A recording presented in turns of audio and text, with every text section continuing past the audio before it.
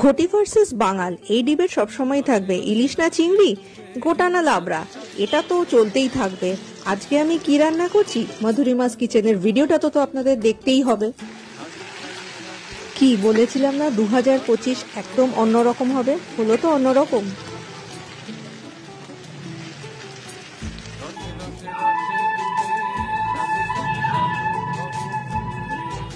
Of course আমি বাঙাল, তাই বলে কি গোটা খাবো না?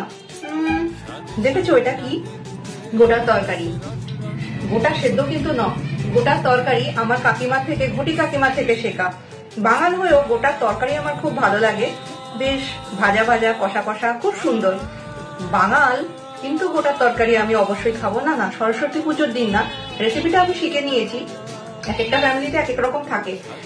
এই রেসিপিটা আরেক রকম, এটা আমি খুব এনজয় করি, আমার বাড়ির লোকও খুব এনজয় করে।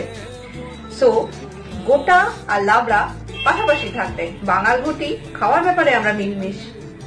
সরস্বতী পুজোতে ঘটিরাও কিন্তু আমার লাবড়া ফাটিয়ে খায়।